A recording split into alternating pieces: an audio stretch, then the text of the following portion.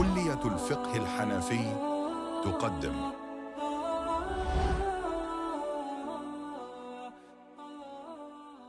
بسم الله الرحمن الرحيم.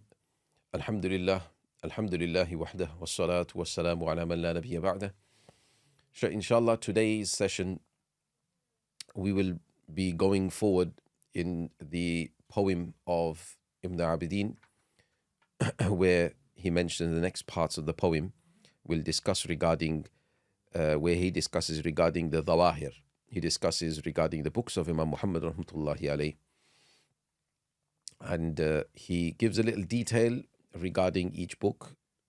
He doesn't give all the books, but I'll give you a little detail regarding each book. We've mentioned a little bit about it previously, but here there'll be a lot more detail in regards to each book. The Mabsut, for example, not being known as the Kitab al-Asl, what happened there, how did it become known as Kitab al-Asl, and then the Jami al-Saghir, the one that is authored after that,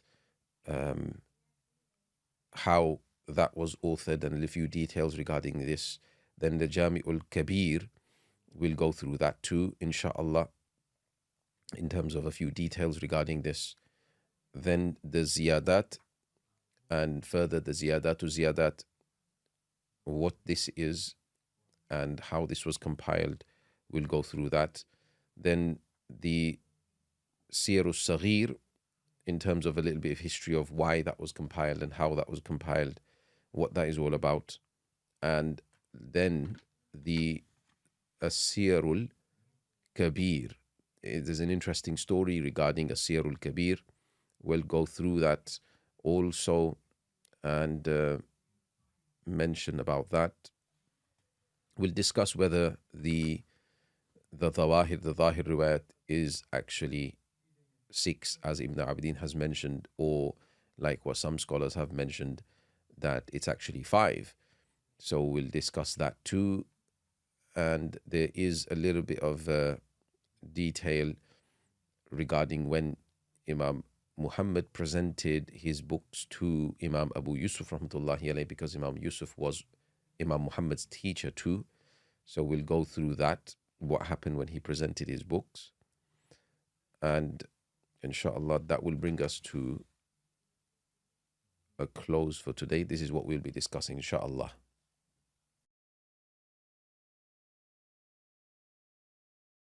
Bismillah ar-Rahman ar-Rahim. Alhamdulillah wa salatu wa salamu ala Rasulillah. So now, moving on to the next part of the Nazm, the poem that Ibn Abidin mentions in regards to the Rasm al-Mufti. So he says, وَاشْتَهْرَ الْمَبْسُوطِ بِالْأَصْلِ وَذَا لِسَبْقِهِ السِّتَّةَ تَصْنِيفًا كَذَا. So he says the most famous of, he says, اشتهر المبسوط, Mabsut became famous, popular by Kitab al-Asl, by being known as al-Asl, and that is because of its preceding the 6 books in terms of authoring likewise. So he says, likewise, it carries on to the next part of the stanza. He says, Al-Jami' al-Saghir ba'dahu fama fihi ala al-asli ladha taqaddama, or lidha taqaddama. So it's likewise the Jami' al-Saghir after it. So after the Mabsut al-Asl is the Jami' al-Saghir, and whatever is in it upon the, or contrary to, should we say, the Kitab al-Asl, then it will get preference, meaning whatever is in the Jami' al-Saghir will get preference. وآخر الستة تصنيفا ورد السير الكبير فهو المعتمد. And the last of the 6 in terms of authoring that came about was the Siyar al-Kabir, and that is the more relied upon opinion Ibn Abidin mentions. So here, from here, he's going to go into a little bit of detail regarding each book.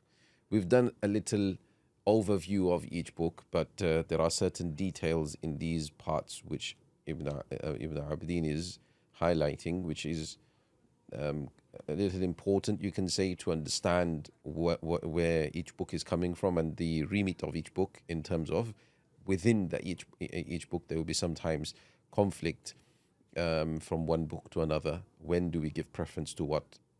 And this needs to be understood here. So we have firstly, he mentions regarding Kitabul Asl. So Kitabul Asl, meaning it is known originally as the Mabsut. So it's called the Mabsut, became famously known as Al Asl.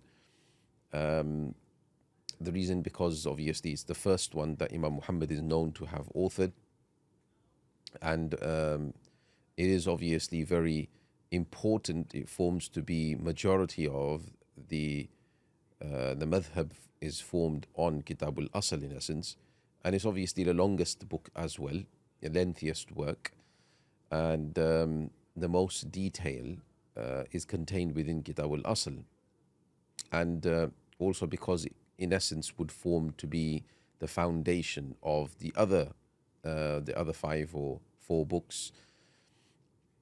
So this is why it's known as Kitabul Asl, meaning the original, the foundation, the root, the source. That's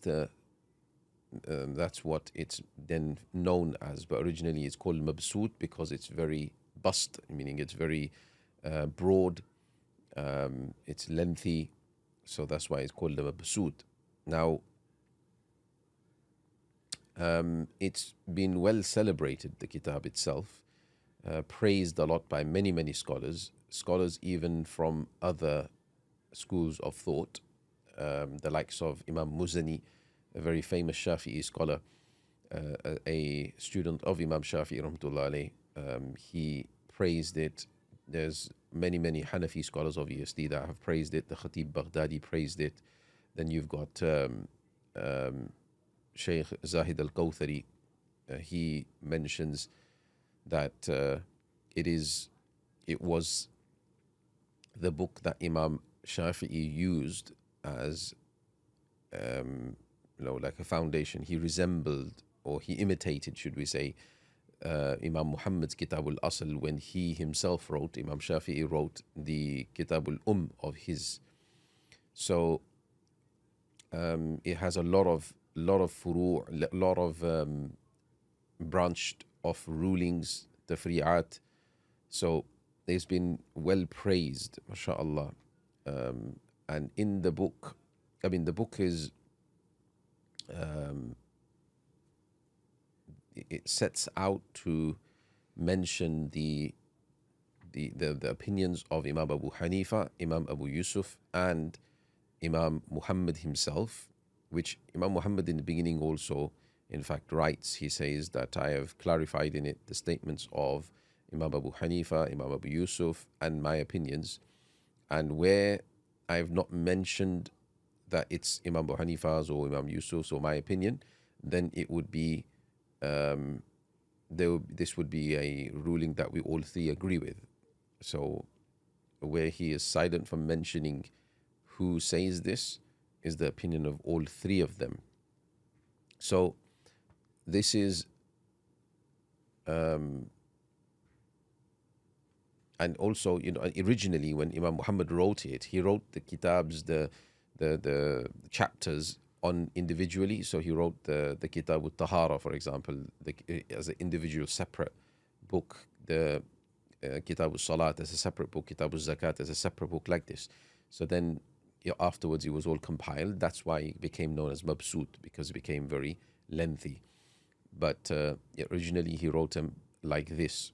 And a lot of the book, majority of the book, is the questions is in a question and answer format. So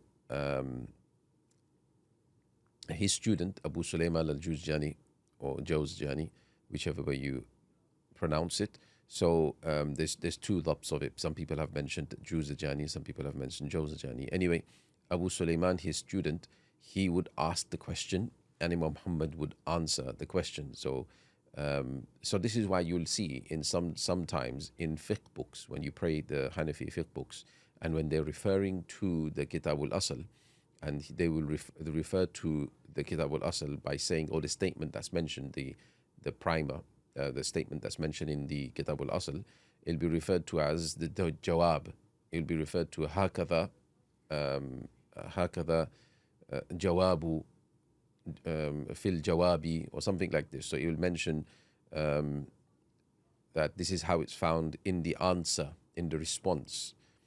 And that means that's obviously referring to the response of Imam Muhammad rahmatullahi alayhi in the Kitabul Asl. So a lot of times people don't know what that jawab refers to. So in the Hidayah he mentions it, refers to it a lot.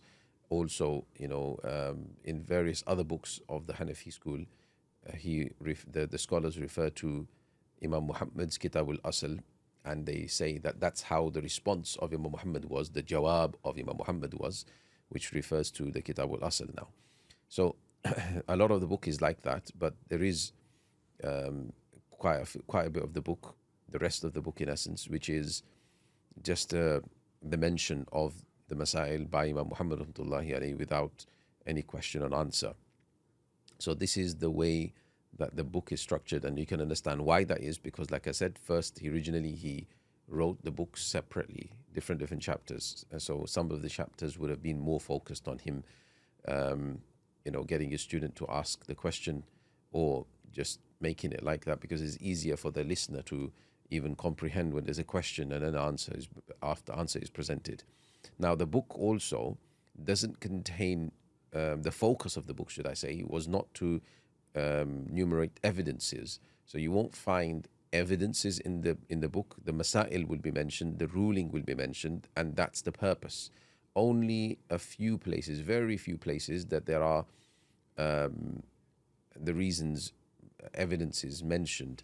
But that wasn't the focus, that was not the purpose. The purpose was to just clarify the opinions of Imam Abu Hanifa as well as Imam Yusuf, and to document that, basically document those opinions. So it's clear to the people what the opinions are. So this is the focus of the book, and that's how the book was, in essence, compiled. Now,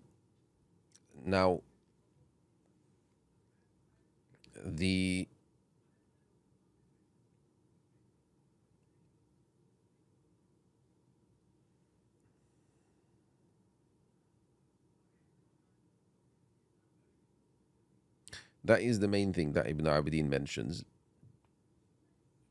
I've given you a bit extra to make you understand what the Kitabul Asl is all about. Now, this is the bit of detail, yes? Now, moving on to the Jami' al-Saghir, which was the next in terms of the order of authoring. Now, what the significant thing here is, what Ibn Abidin then mentions, that the Jami' al-Saghir, whatever rulings are found in the Jami' al-Saghir, because it was authored after the Kitab al-Asl, it will be, between the two of them, the Jami' al-Saghir will have a higher rank in terms of the rulings found in it. So if there is a ruling found in Kitab al-Asl, and there is also a ruling found, that same ruling is found in Kitab al-Jami' al-Saghir, and they both contradict, then the ruling found in Jami' al-Saghir will generally get preference. The only time it doesn't is obviously if the scholars have mentioned clearly that the ruling of Kitab al-Asl should be followed.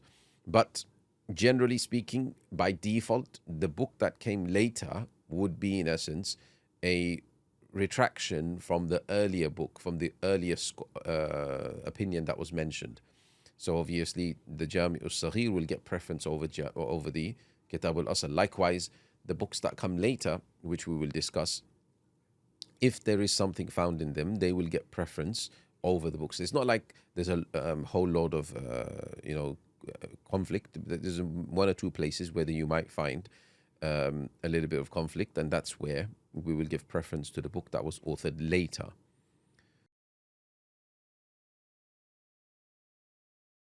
So we were discussing the Jami' al-Saghir. Now, when Imam Muhammad wrote the Kitab al-Asl, the Mabsud, Imam Abu Yusuf rahmatullahi alayhi obviously was very impressed, and Imam Abu Yusuf rahmatullahi alayhi was also a teacher of Imam Muhammad rahmatullahi alayhi.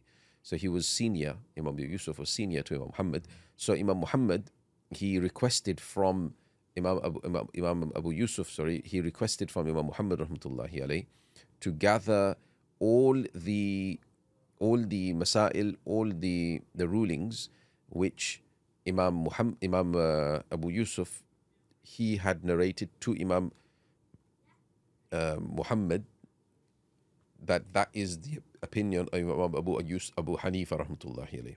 So in essence, if you see, understand the chain, Imam Hanifa rahmatullahi alayhi, then Imam Abu Yusuf rahmatullahi alayhi, and then Imam Muhammad rahmatullahi alayhi.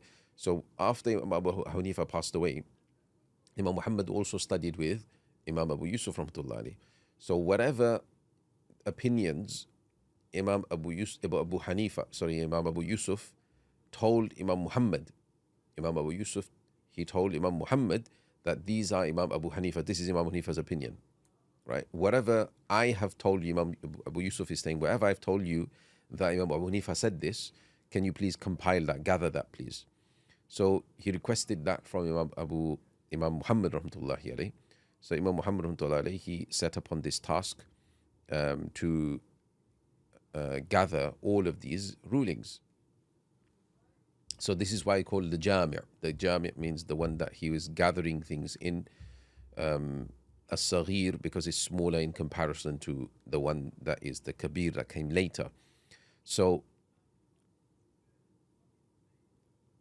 yeah, so some people have mentioned that it's though it's called Saghir, it still comprises of some 1,532 masail.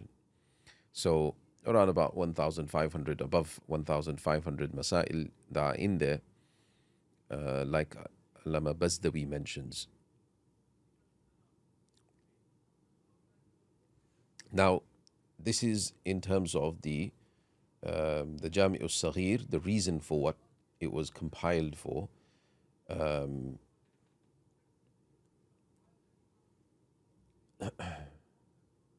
Now, when Imam Abu Yusuf was presented the book after Imam Muhammad had compiled it, Imam Abu Yusuf praised it so much.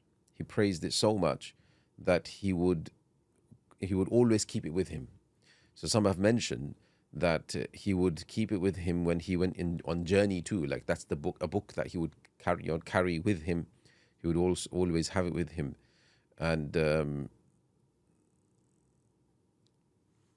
Imam Ali al-Razi, he is the student of Imam Abu Yusuf himself. He says that whoever understands this book, he has understood. He is one of the the most understanding of our companions in essence. So, and they would only appoint in them times. They would only appoint somebody, a qadi, a judge, after having taken their test on this book. So you could see it was a very well renowned and appreciated book. It was something that people looked at in terms of a well-respected work, you can say. Now, the only thing is that when Imam Abu Yusuf rahmatullahi alayhi did get the book, he made a comment saying that he's mashallah, he's remembered well. He's remembered well, but he's forgotten only in 6 places. He's forgotten some things, basically. So in 6 places, Imam Abu Yusuf rahmatullahi alayhi, he conflicted with Imam Muhammad rahimahullah, stating that in these 6 places, meaning I didn't tell him that this is Imam Abu Hanifa's opinion. I didn't tell him it's Imam Hanifa's opinion. So there was a bit of a conflict now that Imam Abu Yusuf rahmatullahi alayhi said that I didn't tell him this. Now when Imam Muhammad found out that Imam Abu Yusuf had made this comment, said this, he said that no, he did tell me this, he's just forgotten. Okay, but he did tell me this. So there was a little bit of a discussion amongst the later scholars now, that whose opinion do we take? Do we take Imam Abu Yusuf's opinion that he didn't tell him, or do we take Imam Muhammad's opinion that he did tell him? So majority have taken Imam Muhammad's opinion that he did tell him, And the reasons, there's various reasons. There's a lot of reasons mentioned as to why we take Imam Muhammad's opinion in regards to this. Is one reason is because obviously Imam Muhammad, he wrote it, and then later scholars considered it, whatever was written in Jami' al-Saghir, to be the Zahir Riwayah, and everyone accepted it. So because everyone has accepted it and it's from the Zahir Riwayah, that's the reason, one reason why it will be accepted. There are many other reasons that have been mentioned, but it's not too important to understand all the reasons. Main thing is to understand that majority of the scholars have taken Imam Muhammad's opinion here, especially because these rulings that Imam Muhammad mentions, they're found in other places of the Zahir Riwayat as well. Some people have mentioned, and various other reasons. So, nevertheless, this is what we're going to go with.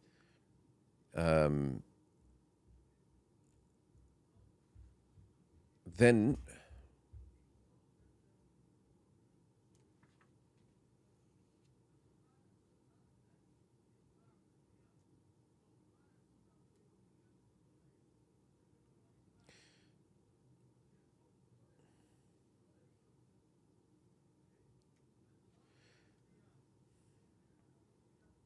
just making sure that we've covered everything that Ibn Abdin mentions.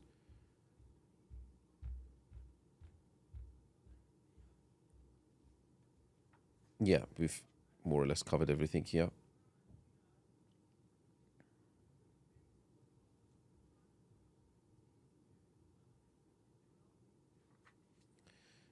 So then thereafter comes the Al-Jami' Kabir. So the difference between Al-Jami' Kabir and the Al-Jami' Saghir simply is that in the Jami' Kabir, obviously Imam Muhammad, he writes much more. It's a very intricate work. It's a very detailed, you can say, not as big as Kitab al-Asl, as I said, but it is definitely something which was a lot more detailed than what the Jami' al-Kabir, Jami' al-Saghir had. Now,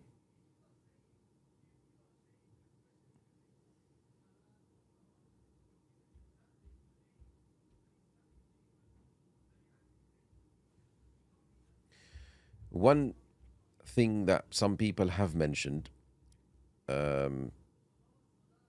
like for example in Al-Bahr Ra'iq, it mentions, as well as Ibn Amir al-Hajj mentions in the Munya, in his Sharh upon the Munya, should I say, he mentions as well that Imam Muhammad rahmatullahi alayhi, he read all of his books to his teacher Imam Abu Yusuf. So obviously Imam Abu Yusuf was also his teacher, like I said. So he read his books out to Imam Abu Yusuf rahmatullahi alayhi, just to make sure, to second it. And Imam Yusuf obviously didn't object against anything, except the books which have Kabir at the end of them. Meaning there's two books, obviously, the Al-Jami' al-Kabir and As-Siyar al-Kabir. So these two, he was unable to present to Imam Abu Yusuf rahmatullahi alayhi.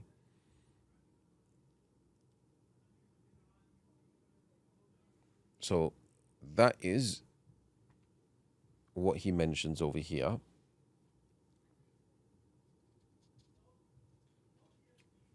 Then also something to understand regarding this is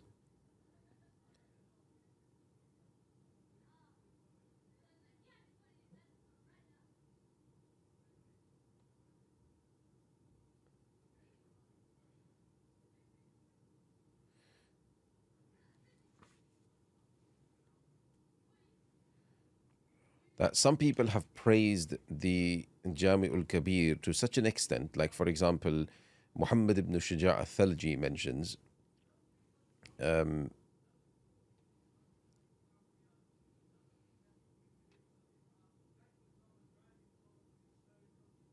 he mentions that there is no book in Islamic fiqh that has been written like the Jami' of Muhammad ibn al-Hasan al-Kabir. Okay, the Jami' al-Kabir in essence of Muhammad ibn al-Hasan. There's no book that has been written like this. It's a unique, very intricate book, very good book. So he's praising it a lot, yes. The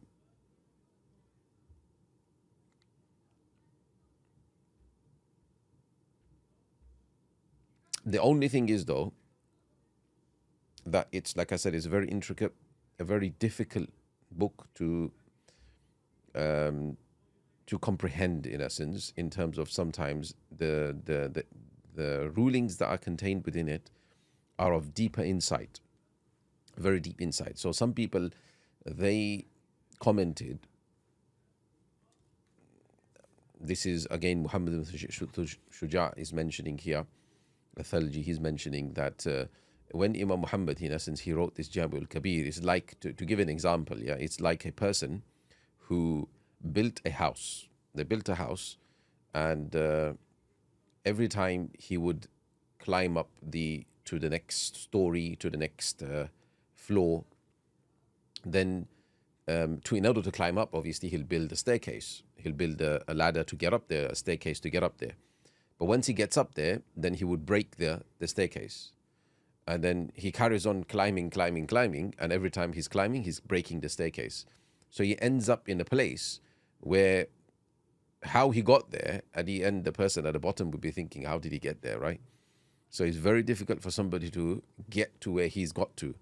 But when a person does apply their mind and understands how he gets there, it's just mind-boggling as to how he even thought, how he thinks, his capacity, his ability to think, and the way he came out with these kind of rulings is just amazing.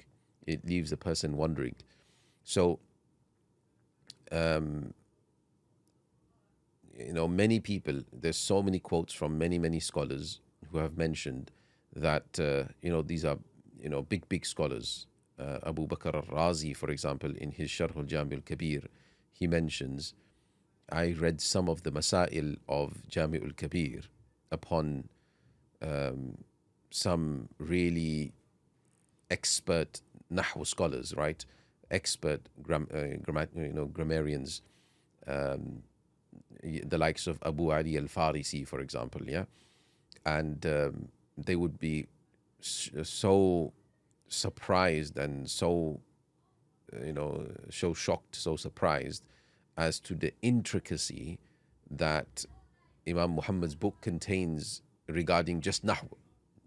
How many rulings he has derived by the way he looks at grammar of certain nusus, and then the rulings he comes out with from there.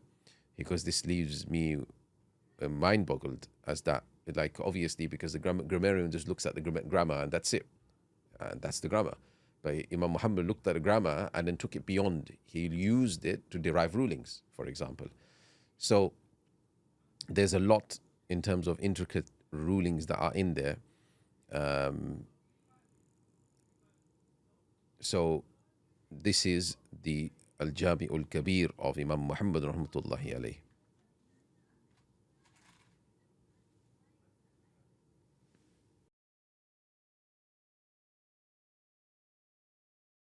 So now moving on,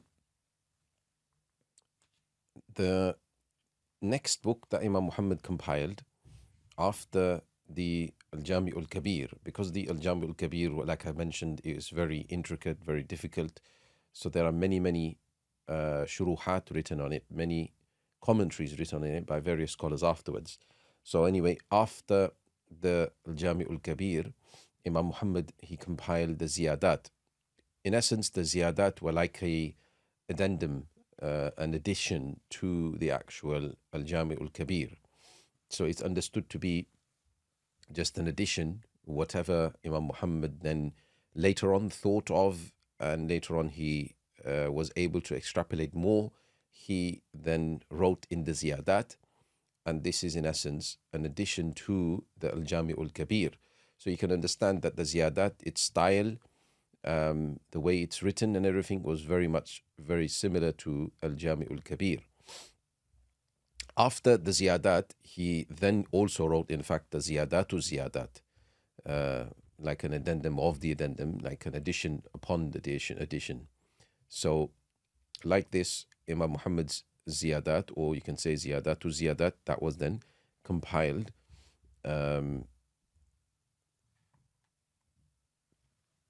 over here. So there's not much more about it. That's the main things about the Ziyadat, because obviously we can understand that it was just an addition to the Al-Jami'ul Kabir, most according to the majority. Now, thereafter, Imam Muhammad, he saw in his time, he saw that there are many Muslim leaders. There, mashallah, Islam had, in terms of a lot of the empire was quite big, but the Muslim leaders, unfortunately, some of them were not ruling in accordance to Islam, or they were making certain rulings coming about nowadays, or they were making certain treaties or certain agreements with other countries which were not Islamic, as per se. So Imam Muhammad, he thought of compiling the rulings of the Siyar, in essence, the international law, you can say, everything to do with warfare, everything to do with peace treaties or treaties as such as well, everything to do with any sort of taxations and things like that, to do with anything that is going to be related to the laws of interaction with other countries and things, foreign policy and everything else. Imam Muhammad tried to write. He wrote all of this up. Some people have mentioned that this was a summary of what Imam Abu Hanifa had taught his students, what he had dictated to his students, the likes of Imam Abu Yusuf, as well as Imam Muhammad, Imam Zufar ibn Hudayl, Imam Asad ibn Amr, Hassan ibn Ziyad al-Lu'lu'i, Hafs ibn Ghiyath, and the others as well. So all of these people he had dictated it to, but none of them got round to actually writing it, compiling it into a book format. But Imam Muhammad rahmatullah alayhi, he thought, let me make these notes into a proper book. So then he did this, and he obviously expounded upon it as well. That's what some people have mentioned as to how the initiation of this book came about as. Anyway, so this is in essence the purpose behind the Siyar al-Saghir that he had written. Siyar meaning the laws to do with or anything to do with the war. And after having compiled this, obviously the purpose of it was to obviously get it out to as many people around as possible. So then what happened, some people have mentioned this story, like Imam Shamsul Aimma Sarakhsi mentions this in his Muqaddimah, this particular story, that when Imam Muhammad's As-Siyar al-Saghir, it came to in front of Allama Awza'i, the famous scholar Abdurrahman ibn Amr al-Awza'i, 157. His death date is going to be important for us to understand that point later. So 157. He was a scholar in Sham at that time, in that region. So he asked that, whose book is this? So he was told this Muhammad al-Iraqi's, meaning Imam Muhammad's. So he said that, what have the Ahlul Iraq, the people of Iraq, got to do with writing a book on Siyar, basically, on this subject? They don't have any knowledge of the Siyar, do they? Because the Maghazi, the wars of Rasulullah sallallahu alaihi wasallam and his companions, took place on this side, in Sham, in the region of Sham, in Hijaz, not in Iraq and those areas. That was recently conquered, Iraq. So anyway, he said a comment along these lines. So now somebody obviously took this to Imam Muhammad rahmatullah alayhi and told him that this is what comments are being made by other scholars regarding your book. So So Imam Muhammad, he got a little frustrated or irritated by according to some, and then he said, "That's it. I'm gonna write a book to evidence basically everything that he has written." So what he then did was he wrote every single thing, every single mas'ala that he had written in um, the Jami'ul Saghir. He evidenced it. He wrote evidences for every single one of them. So then after that's in essence what became a Siyarul Kabir, the longer version in essence. So some people have mentioned that he wrote it in 60 volumes. And so anyway, so some people have mentioned, however, different things.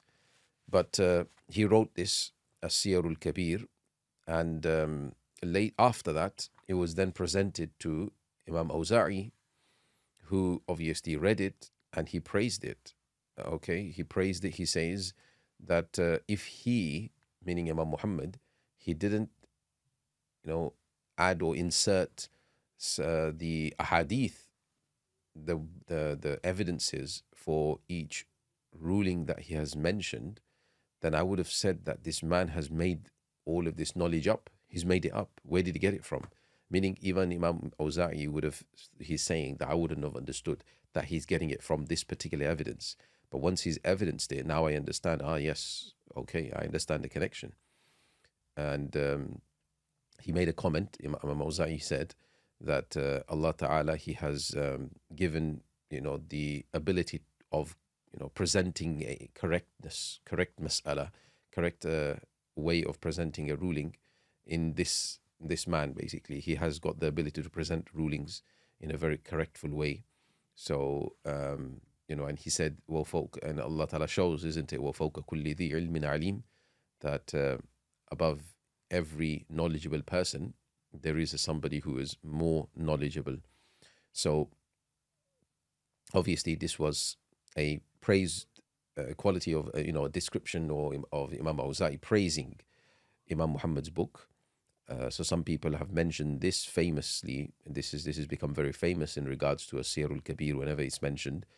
But having said this, when you analyze, like I said to you, Imam Awza'i passing away 157, and if we're saying that Imam Muhammad, he wrote this book, this was his last book that he authored, according to the majority, that this was the last book he authored, and Imam Muhammad passed away in 189, isn't it? 189. So it's then, you could say, questionable whether this Allama Awza'i was the one that actually this book came across. We don't know, Wallahu A'lam, but definitely the book is praiseworthy. The way that the book has been written is definitely praiseworthy. It wouldn't have been that Imam Muhammad, the only reason he wrote the book was because he felt irritated by a comment that somebody made, and then Allah would have allowed this book to have become so accepted by the Ummah in terms of its usage. So, maybe, but some people have mentioned this to be a little questionable. But the point is that the book was definitely sent to all the Khulafa afterwards, to various different areas of the leaders, and mashallah, they accepted it. They accepted it to such an extent that they were so wowed by it that they wanted to send their own children to Imam Muhammad to study. And they did this. And in amongst one of the people that used to look after the children was Ismail bin Tawba al-Qazwini. He was somebody who looked after the children of the Khalif, and he would bring the children to Imam Muhammad to study. And meanwhile, mashallah, by him coming, he became a devout scholar, a devout student of Imam Muhammad rahmatullah. He became a well-renowned scholar. And he is one of the people that we get the Siyarul Kabir through. He is a person in the chain now, a student of Imam Muhammad now, who narrates this. Obviously, we have Abu Sulaiman al-Juzjani, who is the famous student of Imam Muhammad rahmatullahi alayh, but we also Ismail bin Tawba. He is the one who narrates the Siyarul Kabir from Imam Muhammad rahmatullahi alayh as well. So you can see that acceptance was definitely there in his time for this kitab, for this book. And like I said, because of the rulings contained in there, alhamdulillah, and many people had then expounded upon it, given their commentaries on these books.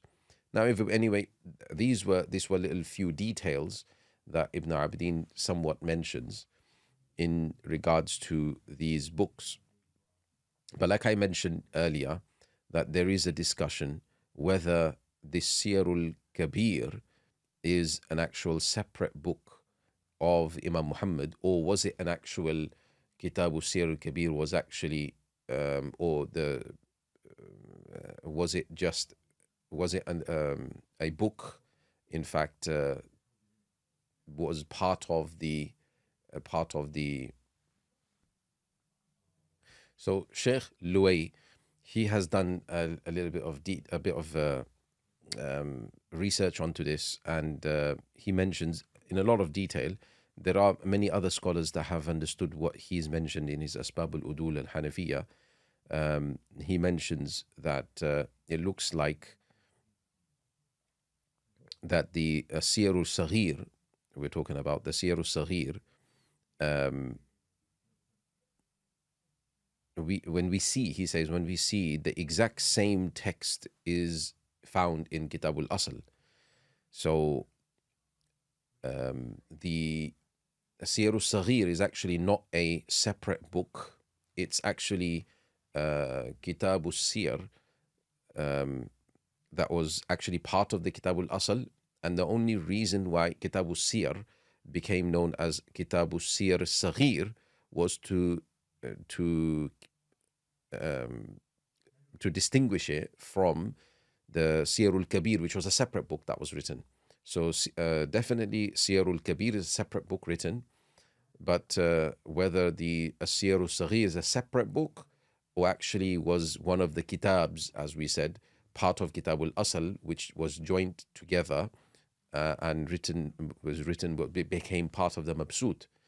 And the only reason why Saghir was written and was added, you would say, to Kitab al-Siyar was to to tell it apart from the Siyar al-Kabir, which was a separate book. So there's many reasons he's mentioned also, like in Al-Kafi, which we'll talk about later. He quotes from Siyar al-Saghir, and the Kafi actually, according to his research, is actually a summary of Kitab al-Asl. So if Kafi is a summary of Kitab al-Asl and he's quoting from Siyar al-Saghir, then that means the obvious that Siyar al-Saghir is part of Kitab al-Asl. Likewise, Muhit, he doesn't mention Siyar al-Saghir in the list of the Zahir al-Riwaya because he's including it within the Kitab al-Asl. So nevertheless, there's all of these reasons he mentions that there's actually only 5 Zawahir, meaning that Siyar al-Saghir is included part of Kitab al-Asl. So whether it's 5 or 6, this is a number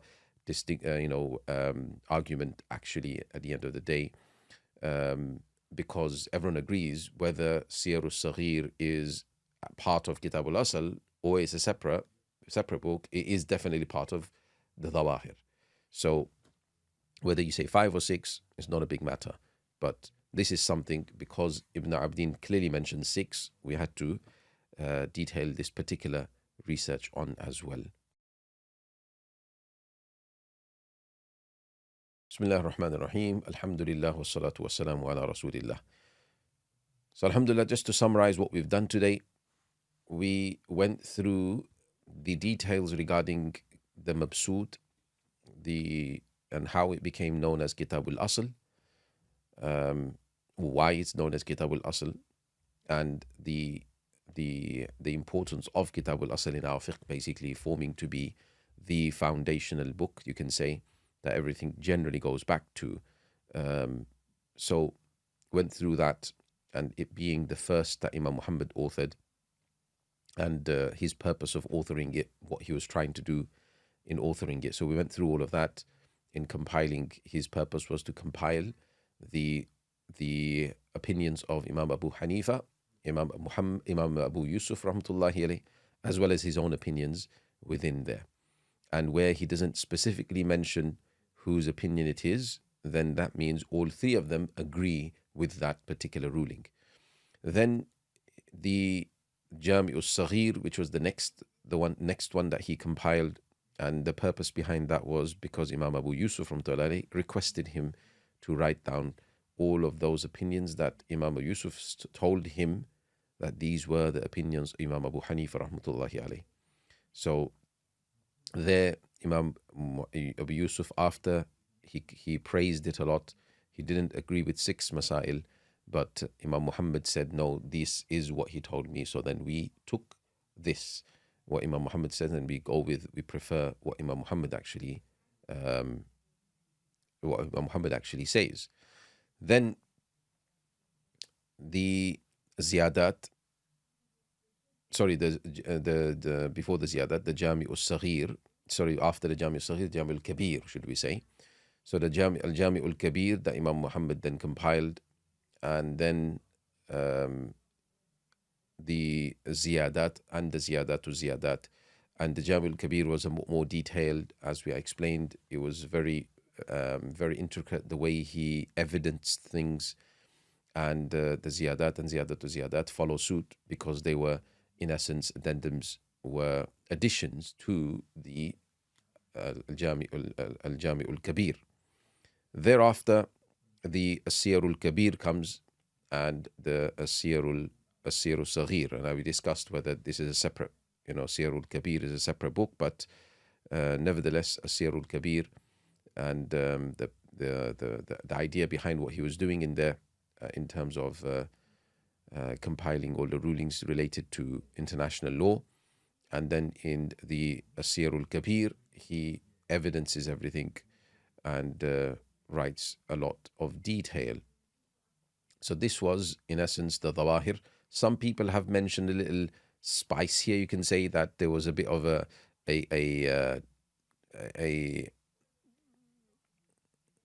friction, should we say, between Imam Muhammad and Imam Abu Yusuf from them 6, the point where there was a disagreement on them 6 masail. Some people have mentioned there was a bit of friction. Another reason they mentioned that Imam Muhammad, when he mentioned Imam Abu Yusuf, he didn't mention Abu Yusuf by kunniya. He mentioned Imam Abu Yusuf's name, Yaqub. Many other reasons. Some people have added this and that and the rest of it, right? A few things here and there to try to spice up some story here, as though there was a conflict between Imam Muhammad and Imam Yusuf. The truth of the matter is there was no conflict between the two of them. Each reason that is mentioned has been explained very satisfyingly. There was no conflict at all between the two of them. The difference of opinion between the 6 masail is a genuine, fine difference of opinion, which they respected each other in. It's not a matter of, a difference of opinion causes conflict. And unfortunately, like it does nowadays, because people take personal insult to it. But there's no insulting going on here. Simply a difference of opinion. So it's no problem. They well respected each other in these kind of ways. And as far as Imam Muhammad not mentioning Imam Yusuf by kunniya, by his respected title, you can say, and calling him Yaqub, was because it was the instruction of Imam Abu Yusuf to do so when Imam Abu Hanifa's name came into the picture. So when Imam Abu Hanifa's name is there, don't mention me, Abu Yusuf, because it may seem like I'm on his level. You're equating us. Call me Yaqub. So he did so according to the instruction of his teacher. So there's nothing here to, spice up and to try to make there was some friction. Anyway, this is just something on additional if ever somebody reads anything like this.